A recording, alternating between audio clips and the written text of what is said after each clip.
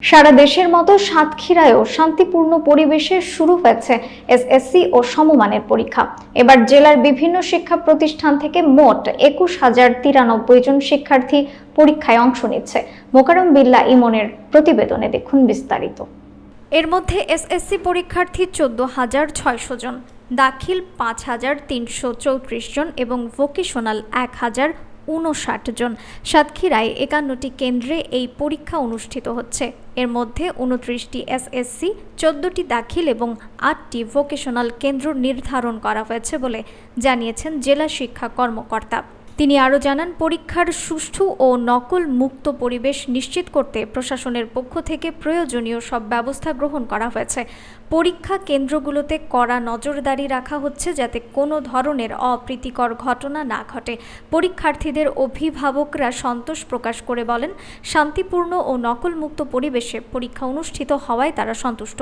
উল্লেখ্য, এবারও কঠোর নিরাপত্তার পাশাপাশি পরীক্ষার প্রশ্নপত্র ফাঁস রোধে প্রশাসন বিশেষ পদক্ষেপ গ্রহণ করেছে।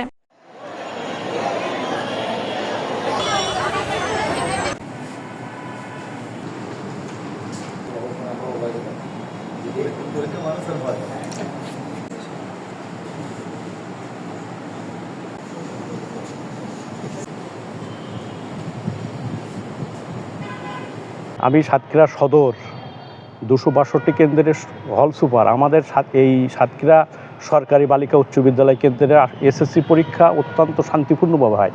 সাতক্ষীরা জেলার ভিতরে সাতক্ষীরা সদরের যেভাবে পরীক্ষা হয় অন্য কোনো উপজেলাতে এইরকম শান্তিপূর্ণভাবে পরীক্ষা হয় বলে আমি জানি না। তবে আমি সকল অভিভাবকদের দৃষ্টি আকর্ষণ করব, তারা যেন যখন ওই শিক্ষকবৃন্দের দৃষ্টি আকর্ষণ করব যেন তারা কোনো রকম আনফেয়ারনেস অবলম্বন না করে অত্যন্ত সুন্দর পরিবেশের জন্য পরীক্ষা দেয়। আমরা ছাত্রছাত্রীদের প্রতি অত্যন্ত সহনশীল আচরণ করব, যেন তারা ভালোভাবে পরীক্ষা দিয়ে তারা ভালো রেজাল্ট করতে পারে।